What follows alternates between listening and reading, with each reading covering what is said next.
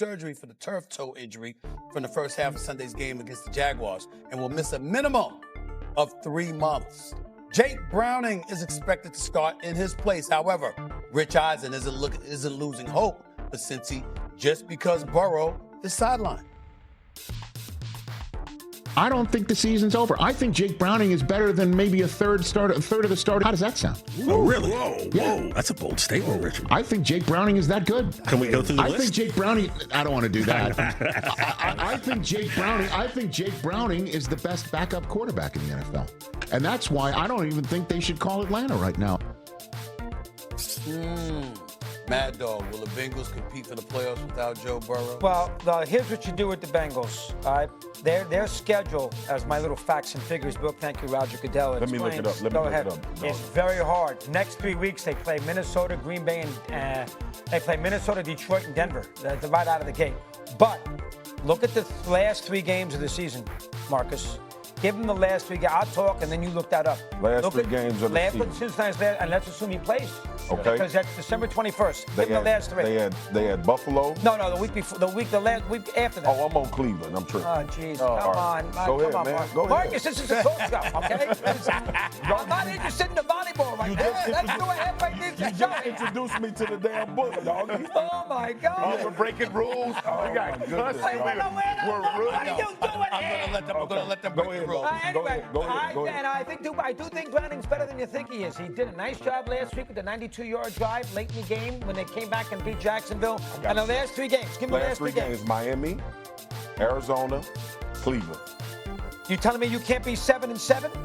That means they'd have to go 5-7 in the next 12. And then the last 3 games, if Burrow comes back, they win the games. That's 10 wins.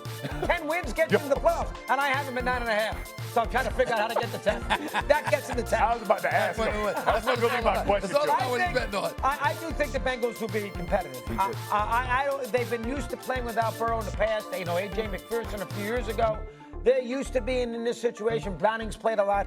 I'm not going to. And plus, you know, again, Cleveland, they got a chance to play. Hard schedule, but I do think they have a possibility to still win 10 games in the Go ahead, AFC. Jeff Saturday. I mean, I love that y'all just think that like the quarterback switch is going to just, he's a good.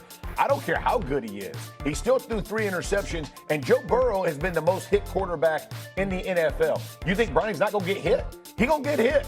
And it changes, and those hits accumulate. It all looks good when you're fresh. You ain't going to be fresh very long getting hit like he's going to get hit. They don't run the ball effectively. Are you saying their defense is going to just light this thing up and shut everybody down? They've got to score a lot of points. This has nothing to do with Jake Browning. I really don't care about, which quarterback it is. I thought they were going to struggle even with Burrow. And so I wouldn't want to just think they're going to just skyrocket over. This team, I don't like the philosophy of what their offense is doing. I think they got to go under center. I think they got to get bit. Like they don't do anything that makes it easy, quarterback, quote, friendly. And I think they're going to struggle. I don't think they're going to win 10 games. So I go. I'm in agreement. This backup quarterback stuff drives me insane. They come in, they have a good game, and then like if Jake Browning was that damn good, he'd be out of Cincinnati starting for somebody. Right. All right. I think he's a good, serviceable backup. Sure. You remember when Cooper Rush took over for Dak? Right. People had the gall to have a After 1 conversation. week. Should he just start the rest of the way? Right. Shut up. Yeah. All right. That's the point. And then 2, we going to the Bengals are 2-0. They beat the Cleveland Browns 17-16. We just saw the Baltimore Ravens beat them 41-16. Right. Or whatever the score was. It was really 41-10. 41-10. Right. And then we get to Jacksonville. Right? You don't never know what Jacksonville is going to do. No idea. Trevor Lawrence threw 2 interceptions in that game and they won 31-27. Right. But Jake Browning it's 3 of them, but he's going to be they got a chance. The division alone, dog. Right. Like Pittsburgh defense bad. I'll probably pick Pittsburgh in a game against Cincinnati right now. Yeah. So I get it.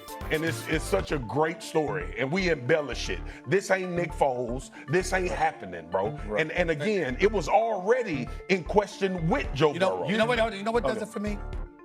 I'm thinking about the Cincinnati Bengals. Do y'all know that since 2020, Joe Burrow has been sacked 201 times? Absolutely. Nobody else in the NFL has been sacked more other than Russell Wilson. who's at 218. Yeah.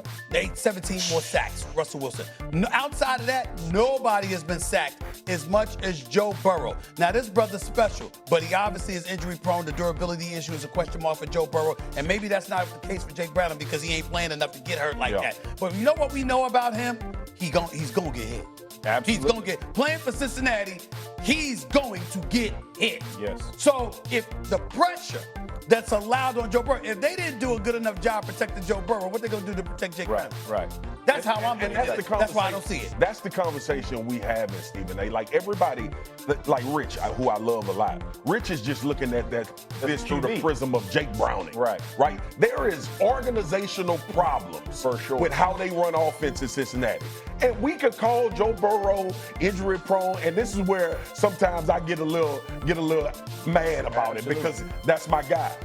But if your ass get hit, sorry for cursing, 200 times. In your first 5-6 years in the NFL, you're going to be on the sideline a lot. Time out. He got sacked 201 times. That don't count the hit. That don't count the hit. The playoff game, he got hit 10 150 times. hits. Or sacked 10 times against Tennessee. So, again, Cincinnati has as much responsibility in Joe Burrow being unavailable as Joe Burrow has being unavailable. Agreed. Not only is your conversation riveting, but you're obeying rules and regulations. You violated I violated one. You violated a couple. It's all right. It's okay. But it's riveting. You're listening. You understand. You've been quiet. Good boy. Coming up. To say the Bengals, as an organization, have failed Joe Burrow, and that's why he is, for the third time in his career, undergoing a significant injury. Would it be ridiculous? No, it wouldn't be. And I know people kind of get up in arms about this. Look, when we're especially talking about the offensive line and what they have invested in the offensive line, saying that, look, the Bengals have tried. Well, the fact of the matter is it hasn't worked because you objectively can look at the data and say, look at their pass block win rate rankings since he's been there.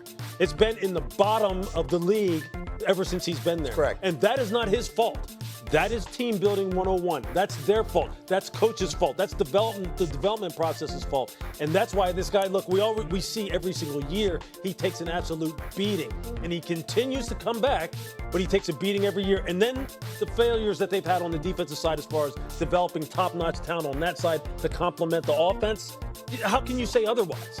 There is a piece of this, too, Dominique, that could also be described as self-inflicted. I was watching that game on Sunday with Rex when he got hurt, and Rex was furious, and he was saying, why do we have 5 guys out on the route all the time? Why are we putting more attention and focus on protecting the quarterback? That's the offensive system. That's the scheme that apparently Burrow wants, but it's one thing for him to want, and it's another thing for that to be in their best interest. Yeah, I mean, I think that there are trade-offs in everything in life, and if you want the Joe Burrow that we've gotten accustomed to, what comes with that is he's going to buy time and he's going to take more hits. It's going to be risky, but the value is so high that a team without a great offensive line could get all the way to a couple plays away from winning the Super Bowl. And that's a risk that I think that they are willing to take. So arguing that they failed him, to Lewis' point, like, yeah, you tried, that doesn't mean that you succeeded. They did fail.